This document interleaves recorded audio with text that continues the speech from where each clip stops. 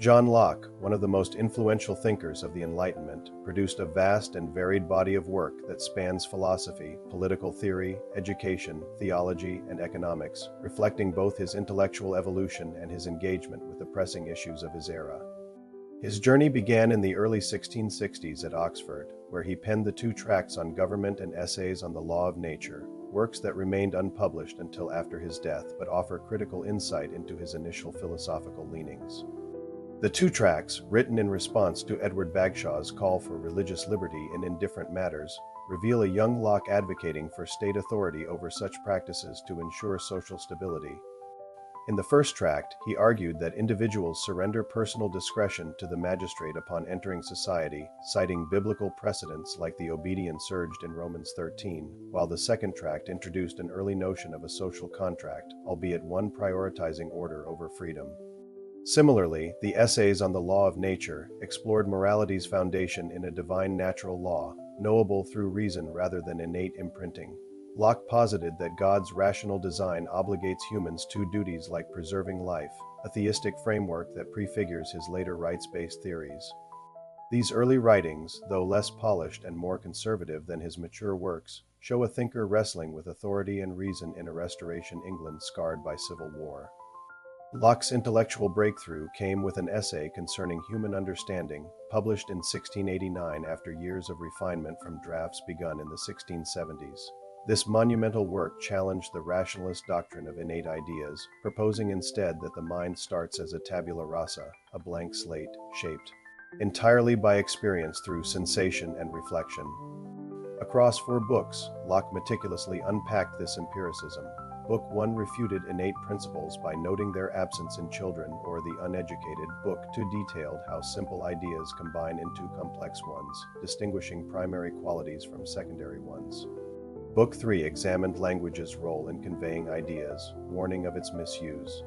And Book 4 defined knowledge as the perception of idea relations, limited to intuition, demonstration, and sensory input.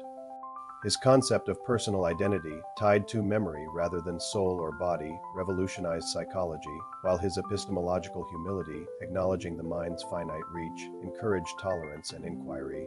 This empiricist lens not only redefined philosophy but also informed Locke's subsequent explorations of human nature and governance. That same year, Two Treatises of Government emerged, a political manifesto born from the Glorious Revolution's upheaval. The first treatise systematically demolished Sir Robert Filmer's patriarchal defense of divine right monarchy, debunking the notion that Adam's dominion passed 2 kings with scriptural and logical precision. Locke quipped that tracing such lineage was impossible.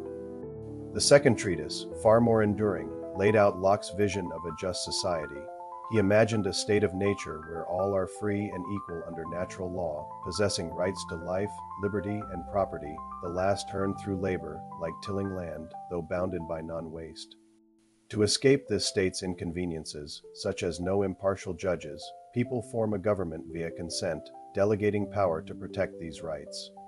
Should rulers violate this trust, Locke famously argued, the people may revolt, a radical justification for the ousting of James II. This work, contrasting sharply with the two tracts' authoritarianism, reflects Locke's evolution, likely spurred by his Whig ties and exile under Stuart oppression, and its ideas profoundly shaped modern democracy, echoing in the American Revolution. Locke's commitment to religious liberty unfolded across 3 toleration letters, beginning with a letter concerning toleration, written in exile amid Europe's religious wars. Here, he argued that faith, being inward, cannot be forced. Government's role is secular, protecting civil interests like property, not souls. Churches, he insisted, are voluntary societies, and tolerance fosters peace, as seen in his critique of persecution's futility. When Jonas Prost countered that moderate force could promote true religion, Locke's second letter concerning toleration sharpened his rebuttal. Coercion breeds hypocrisy, not belief, and no magistrate can claim infallible truth, else every nation's dissenters suffer. The third letter for toleration, his longest, exhaustively dismantled Prost's case, warning of coercion's slippery slope to tyranny and invoking Christ's persuasive, not punitive, example. These works, blending Christian ethics with Enlightenment pragmatism, prefigured secular governance, though Locke's exclusion of atheists and civil threats shows his era's limits. Education captured Locke's attention in Some Thoughts Concerning Education, which was originally advice to Edward Clarke. Rejecting harsh discipline, he urged raising children with reason, physical vigor, simple diets, outdoor play, and moral habits over academic cramming. His empiricist belief that minds form through experience shaped the vision that young learners thrive on curiosity and older ones on practical skills like arithmetic or trade, not just Latin. This child-centered approach, radical for its time, influenced modern pedagogy, tying Locke's philosophy to nurturing rational citizens. Theologically, the reasonableness of Christianity distilled faith to accepting Jesus as Messiah and living morally, arguing Scripture's rationality against ornate doctrines. Critics saw Socinian undertones, but Locke's focus was unity, not heresy, aligning with his toleration ethos. Locke's biblical scholarship deepened in a paraphrase and notes on the epistles of St. Paul, a posthumous labor rephrasing Paul's letters for clarity.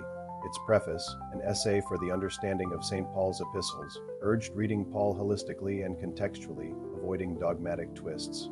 Similarly, a discourse of miracles defined miracles as divine signs validating messengers like Jesus, judged by reason, a rational apologetic balancing faith and skepticism. Intellectually, of the conduct of the understanding, offered a reasoning manual decrying prejudice and haste while praising gradual, open inquiry, practical wisdom. From his epistemology. Economically, Locke tackled policy in some considerations of the consequences of the lowering of interest and raising the value of money, opposing forced interest cuts and currency devaluation, and favoring intrinsic silver value. Further considerations concerning raising the value of money refined this, countering William Londy's revaluation plan and shaping the 1696 recoinage. Finally, memoirs relating to the life of Anthony, 1st Earl of Shaftesbury, honored his Whig patron, tracing Shaftesbury's shift from royalist to exclusionist leader, Locke's. Personal anecdotes reveal the human roots of his liberalism, forged in this alliance. Locke's works, spanning the 1660s to 1707, charts a remarkable arc, from early conservatism to a champion of reason, rights, and tolerance. His empiricism redefined knowledge, his politics inspired revolutions, and his theological simplicity empowered believers. Economically, he bridged theory and practice. Personally, he tied ideas to lived experience. Published across decades, many works posthumously, his writings form a unified vision. Humanity, guided by reason, can craft a freer, more rational world, a legacy enduring far beyond his 1704 death. Thank you for watching. Be sure to hit the like and subscribe button and stay tuned for more content on the philosophy series.